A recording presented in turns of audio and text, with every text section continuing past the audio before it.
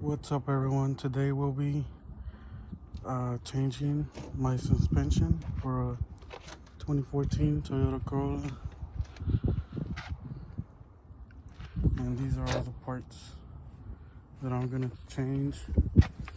I got the boots, the springs, D2 racing springs, and the KYB shock absorbing struts. Alright, so I disconnected this sensor here that goes here and right there, and then this other bracket that's right here, and then I took out this piece here, and now I gotta take these two bolts right here, and then after that we'll be taking three bolts, those three bolts that are right there, and this should be able to come right off. All right, so it's officially off. Now I just have to get the bolts up there, and they should be able to come right off. These right here were a little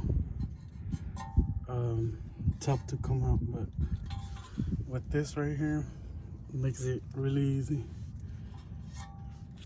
All right, y'all, so this is out, and look how bad it looks. This thing is really old. It's just, yeah, not a good one. No wonder this thing was making noise and stuff. All right, so I'm on the rear ones, and in the front I had some trouble with the sway bars.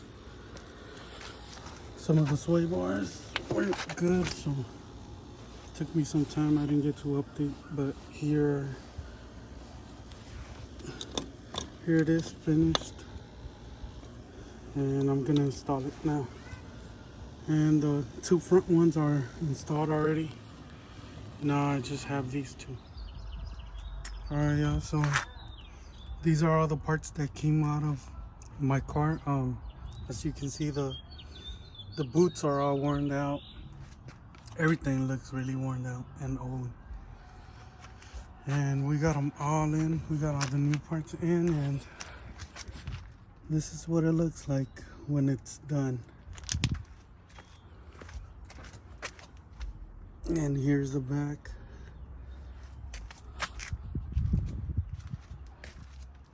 So along the way, putting these parts in, I ran into trouble with the sway bars. They were actually worn out too, so I had to replace those. And on the other side, I actually had to use a crowbar to lower the sway bar so I can put it in there. So it was definitely like a two-man job, but I managed to get it done by myself.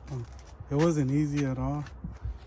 It was really tough, and I got worn out doing it, but I got it done, and that's what it looks like when it's done.